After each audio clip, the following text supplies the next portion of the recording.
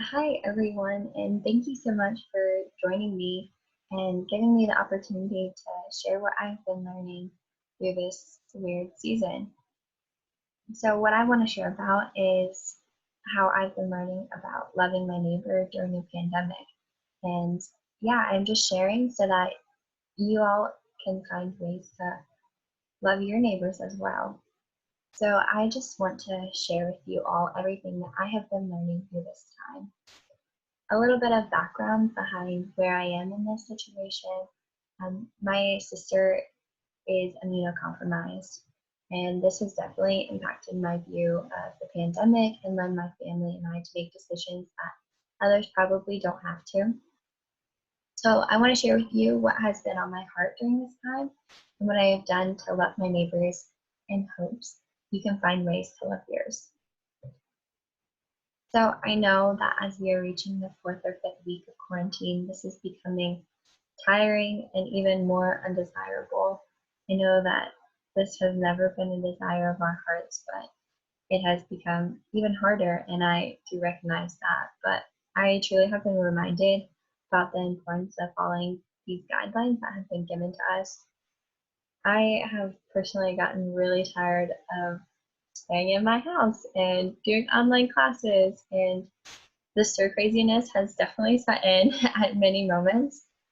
And I just want to, yeah, recognize that. And I know that some of you may be telling yourself that you haven't seen many cases near you, or you don't know anyone who has it, and that like justifies going out or hanging out with friends. And I want to remind you that although you may not be scared of this disease hurting you or thinking that it only affects you if you're sick or you get sick, this just isn't the case. I am not making these decisions to not go to the store or to walk 6 feet apart from people when I'm outside or not to see my friends or not to travel and see family.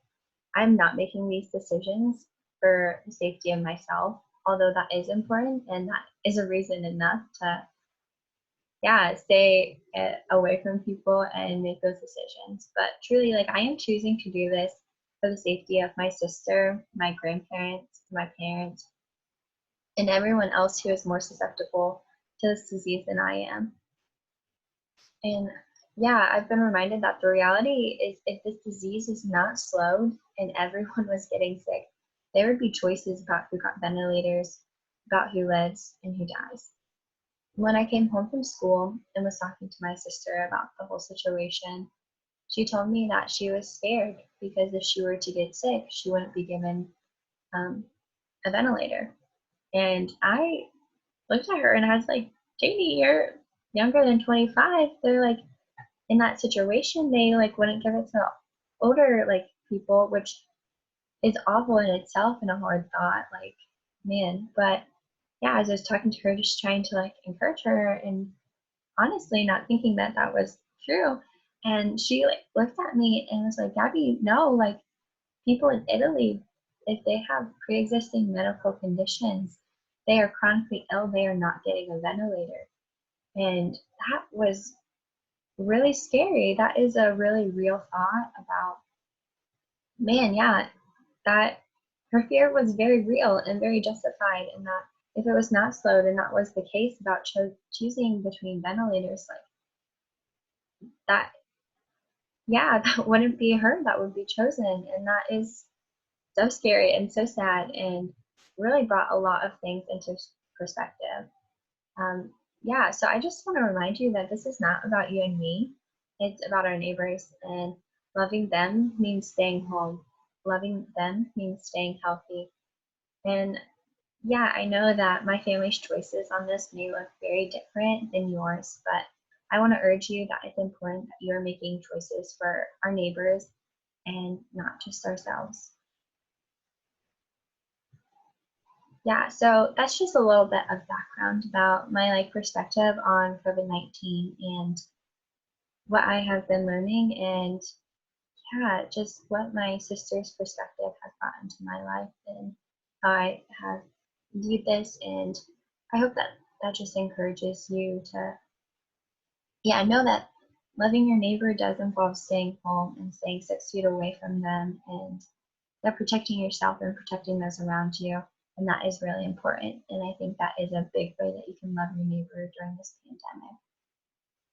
I am also an RA in Westy, and my cluster has still been meeting through this over Zoom and during this pandemic. And we were given an article a couple weeks ago to read about the pandemic and this, whole situation that I was just talking about. And there's a quote in it that I thought was really powerful and thought provoking. So I wanted to share it with you guys. It says, "This pandemic will change us, change our economy, our culture, our priorities, our personal lives that we cannot avoid. But let's remember, one day we will tell our grandchildren how we lived, how we loved during the great pandemic. Let's respect human life in such a way that we will not be ashamed to tell the truth." Russell Moore. Yeah, so I thought this was really thought-provoking and challenging in the respect that how are we loving during this time? Are we letting this season be wasted? Are we growing? Are we loving people well? Are we respecting human life in a way that we won't be afraid to tell the truth about this, or we won't be afraid in the few months when we are looking back and reflecting on this time. And I want to be in the boat where I am reflecting on this time in a way that I can say that I loved people well, that I grew during this season, that this season was not wasted, that I was a part of the growth that God had intended for this season. And I think that is such a challenging thought. So I want to challenge you to be thoughtful about how you are loving your neighbors, and that when this is said and done, that this is not a wasted season. And I think that is super challenging for all of us. So as I have said, that you can love your neighbor through staying home and staying 6 feet away. But how else can we love our neighbors when we're 6 feet apart, when we are not next to them, when we are not able to be present with them? How do we love them during this time? So I just want to share a couple other things that I've been learning and how to do this. So throughout this time, I also have been learning about the importance and significance of thinking of others and being intentional in how we are loving them. So as I mentioned, my sister is immunocompromised. And a little bit more about that. She has Lyme disease and has had Lyme disease for about 10 years now, as well as other co-infections and different disorders that have come along with that and through this time. And so most days she is at home because she doesn't have the energy or capacity to do other things. So she is really already a pro at the stay-at-home thing. And because of who she is and how loving she is also a pro at thinking of people and how to meet their needs. She has come up with plenty of people and ways to love them well. I have been blessed to be a part of her team in that we just work really well together. So she comes up with a lot of ideas and who to reach out to, and I get to just execute them. And so I wanted to share some of the things that we have done together. So one of my best friends, her birthday was last week, and I just really wanted her to feel celebrated and loved, and known that she was seen even when I personally cannot see her in person.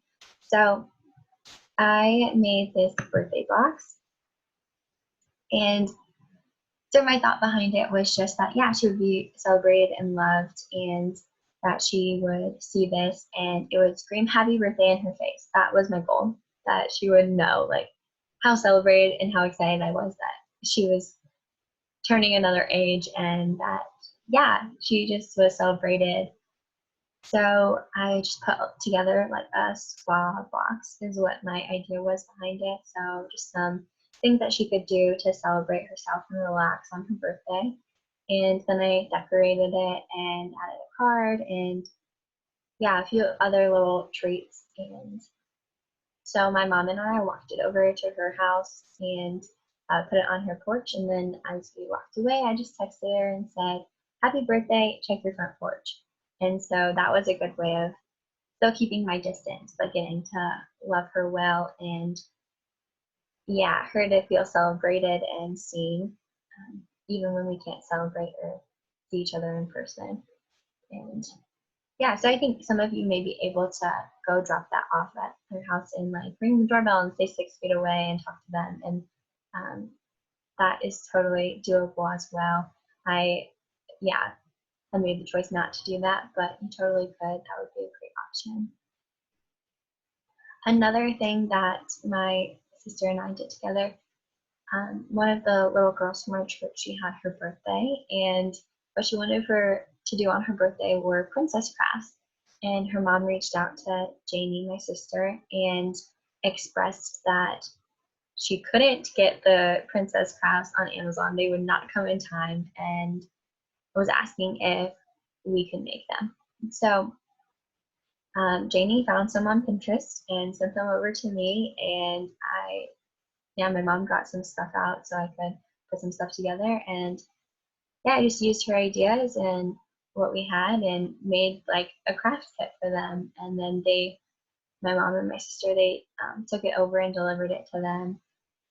And even while they were there, someone else from our church, they like pulled into their driveway and were honking and singing happy birthday from their car. So there are like plenty of ways that you can be there for people when you're still 6 feet away. So I just thought those were like two um, options that you have of loving the people around you and being present when you're 6 feet away. Keep saying that, but it's true. That is like the reality of our situation. Another thing that my sister and I did together was we made a birthday box and mailed it to my cousins. Yeah, if you can't tell, I really love it screaming happy birthday in your face. Like I just wanted them to open it and it to be apparent the reason that we were sending it, and just that they would feel so celebrated and so excited when they opened that. So that was the idea behind this one, and it was just a few little trinkets that they could play with and some treats, and yeah, just decorated so that they know how much they are loved and celebrated during this time. So we just, yeah, put that together and sent that their way in the mail because they live in Indiana and I'm in Ohio.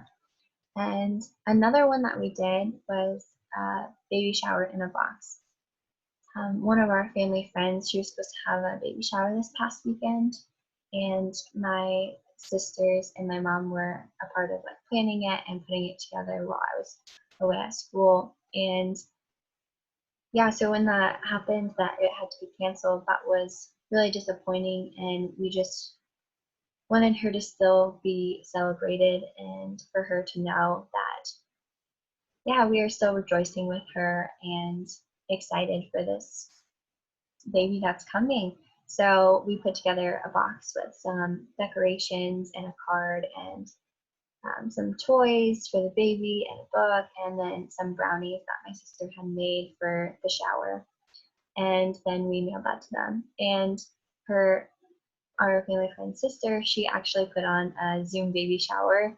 So we were still able to see her and celebrate with her, and she got the box in time, so she was able to have her brownie during the shower and put some decorations up. So that was really cool to just be able to still celebrate her and love her in that way. So as you probably have been able to tell, our goal through this was that people know how loved and how loved they are by us and by God, and that they feel celebrated, and even when we can't be there in person. I personally love crafting, so that has been a fun and easy way for me to love my neighbors.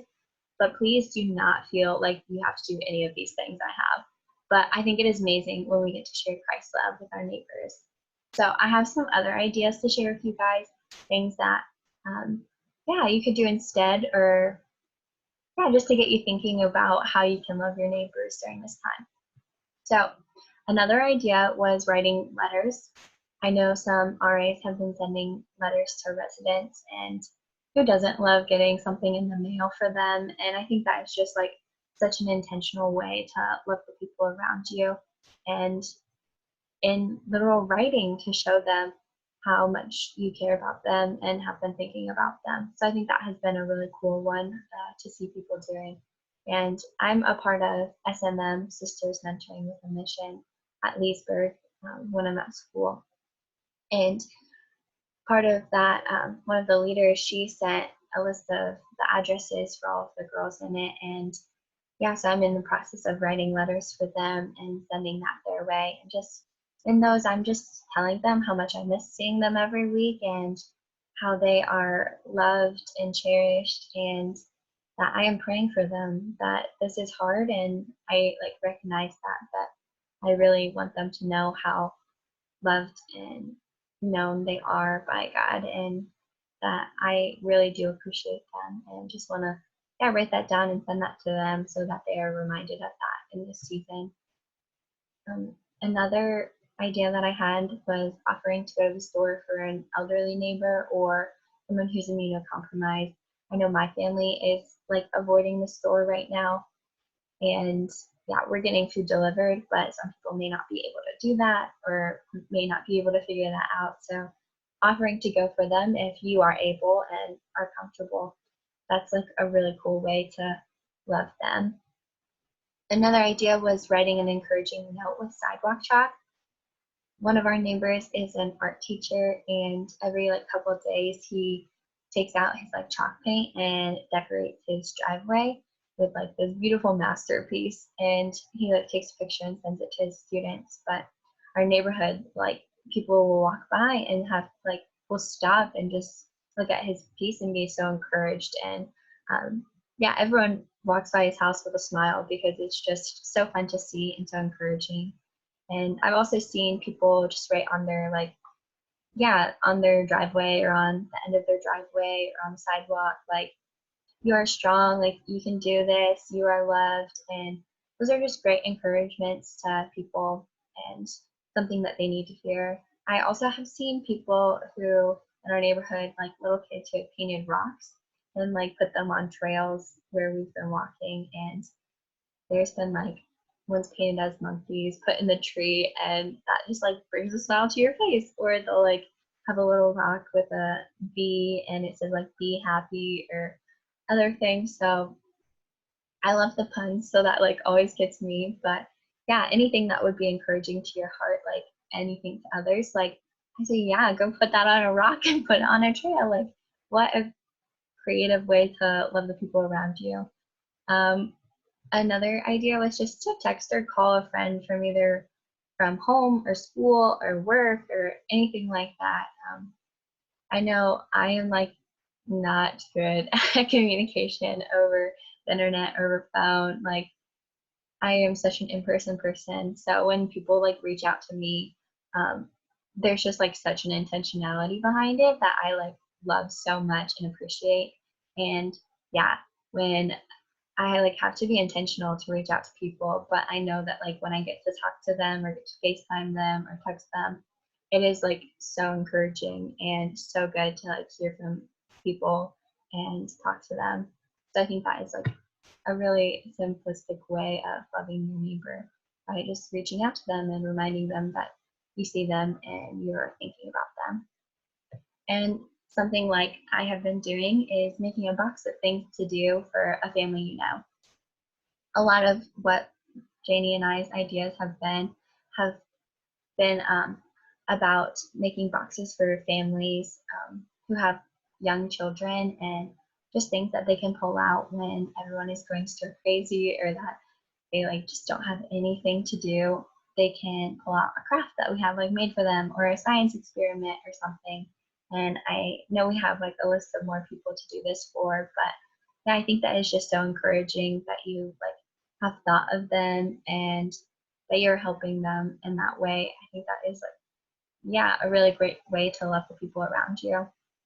And then I also wanted to talk about people that you can do this for. I know that, yeah, sometimes it's the hardest part is thinking of, who do I do this for? Who needs help? Yeah, so some of my ideas and some of the people that like have been placed on my heart during this time are like chutney's or elderly people from your church, or just that you know, literal neighbors or figurative neighbors.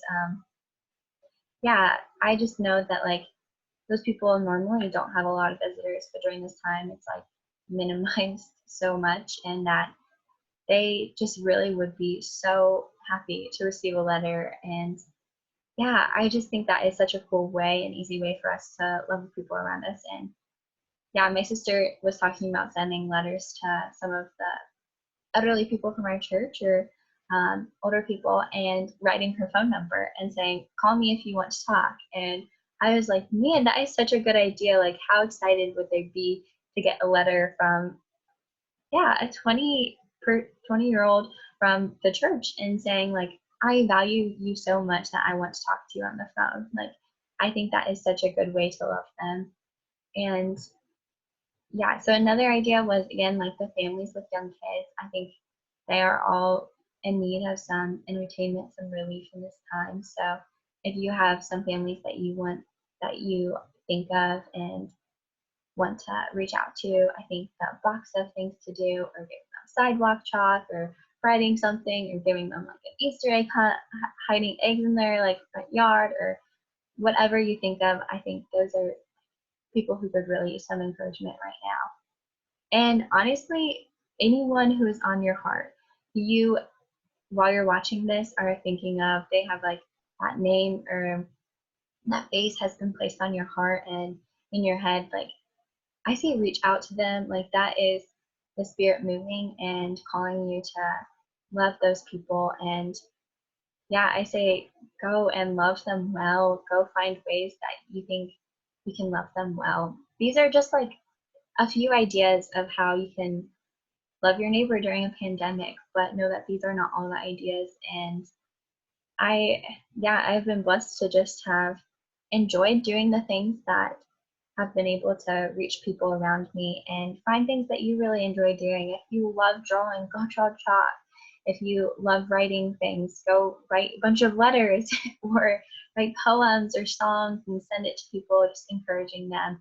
Yeah, whatever like has been placed on your heart, or that like sparks in your head, please go do it and love the people around you. And I think the hardest part is thinking of those people and then getting the initiative and the push to do it. So this is my gentle nudge to love those people around you, so that when you look back at this time, you see that you were intentionally growing and intentionally loving the people around you, so that Christ is glorified. So yeah, that is my encouragement to all of you, and I can't wait to see how you have been loving the people around you, or not see, because you're the kind, humble people that you are. And yeah, so I hope this was encouraging to you, and know that just by writing this and yeah, talking about it, it has been so encouraging to me, and been an extra nudge for me to keep going and loving the people around me.